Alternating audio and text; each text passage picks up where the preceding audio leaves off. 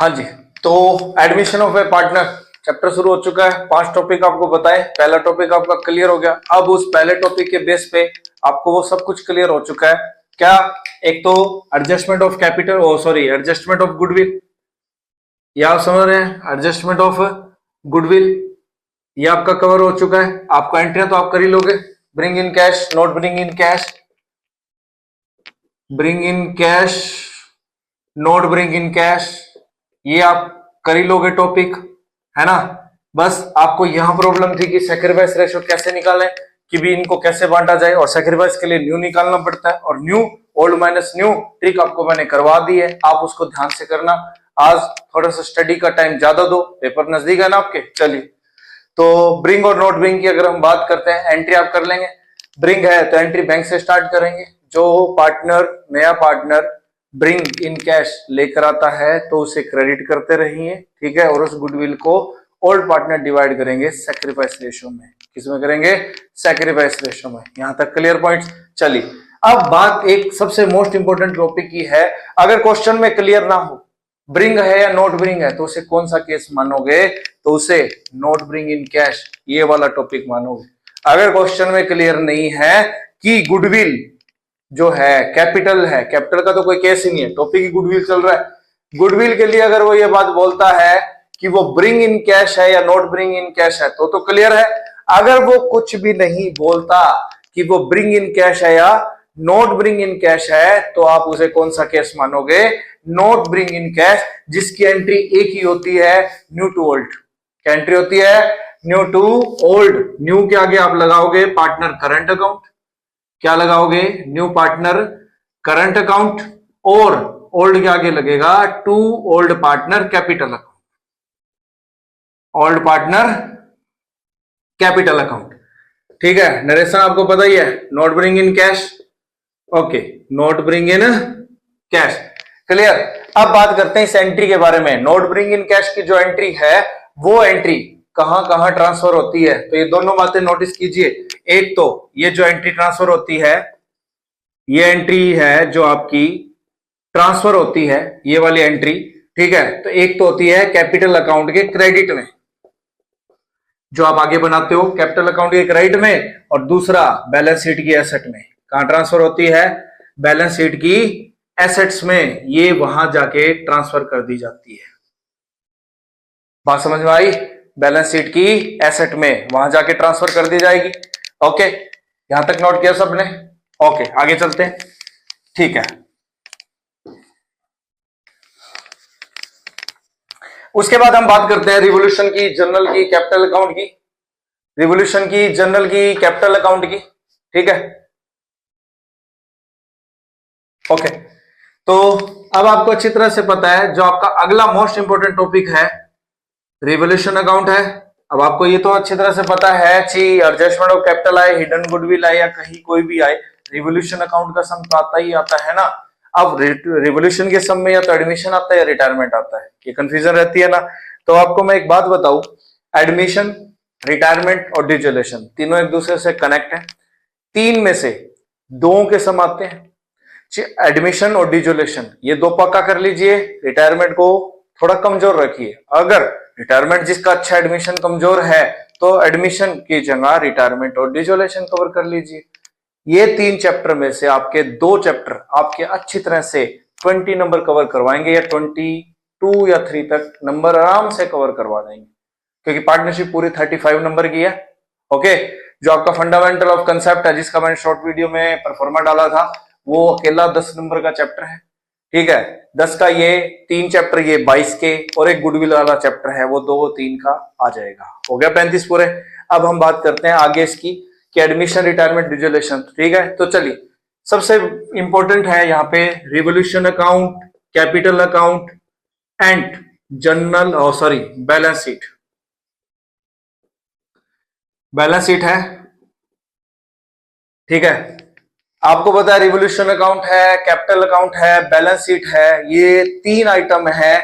लेकिन balance sheet depend करती है कैपिटल पे, क्योंकि सीडी आता है यहाँ का, और कैपिटल अकाउंट के अंदर अगर प्रॉफिट भी गलत निकला रिवोल्यूशन का तो आपका कैपिटल अकाउंट नहीं आएगा, बैलेंस शीट नहीं आएगी, और आपके 6 नंबर का क्वेश्चन बड़ा आता है या 7 का आता है 8 का आता है, वो कट यानी पूरा का पूरा।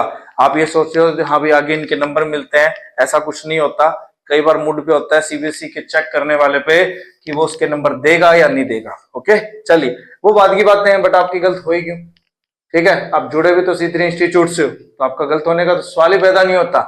ईमानदारी से कीजिए, ध्यान से देखिए। और मैंने आपको स्टार्टिंग में भी एक बात कही थी, जब हाथ में क्वेश्चन पेपर आए तो पहले क्वेश्चन को ध्यान से कवर ली, एकदम बहुत बारीकी से पढ़िए। एक भी लाइन अगर छूटी है तो रिवोल्यूशन नहीं बनेगा, गलती हो जाती है। चलिए हाँ, कोई भी अगर प्रॉब्लम हो तो कमेंट बॉक्स में आप मेरे को कमेंट बॉक्स में इसका बता दिए कि भी आपको इस टॉपिक में या इस सब में आपको ये प्रॉब्लम है, या आप कोई भी मेरे को बता सकते हो ताकि मैं उसका सोल्यूशन आपको दे सकूं, क्योंकि आपके पास कल का ही दिन है। परसों प्रॉब्लम लेने के लिए कोई होगा ही नहीं, क्योंकि आपकी प्रॉब्लम होगी कहां से? पेपर ही हो जाएगा, पेपर का रिजल्ट आएगा तब देखेंगे। चलिए revolution capital account balance sheet की हम बात करते हैं। तो सबसे पहले अब बात कर रहा हूं मैं कैपिटल अकाउंट की। रिवोल्यूशन तो क्या पता बन भी जाएगा आपसे। कैपिटल अकाउंट की अगर मैं बात करता हूं तो कैपिटल अकाउंट बनता है जर्नल के बेस पे। ओके, शायद कोई भी ऐसा हो कि भी जिसको जर्नल ना आती हो, और आती भी है उसकी एक दो जर्नल कैपिटल अकाउंट में ट्रांसफर होने से छूट जाती है, रह जाती है। ठीक है, तब नहीं रहेगी। कैसे? ये देखिए, जर्नल करने के लिए आपको 3 स्टेप फॉलो करने हैं, सिर्फ 3 step, only 3 step. Number 1 balance sheet, balance sheet. Number 2 adjustment,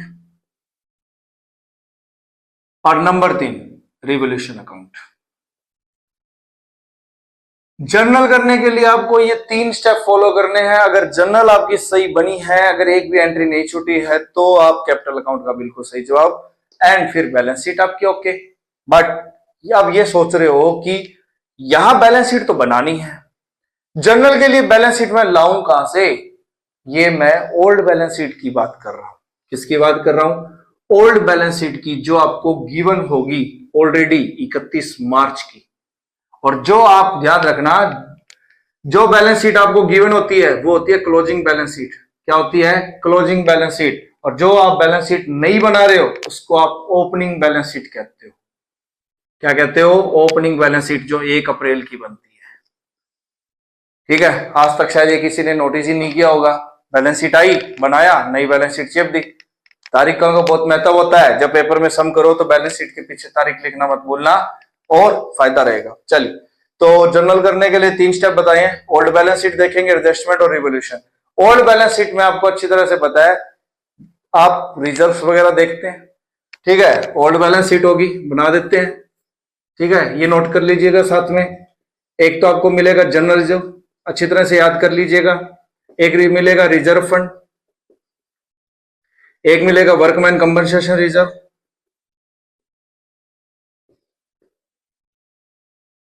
workman compensation reserve,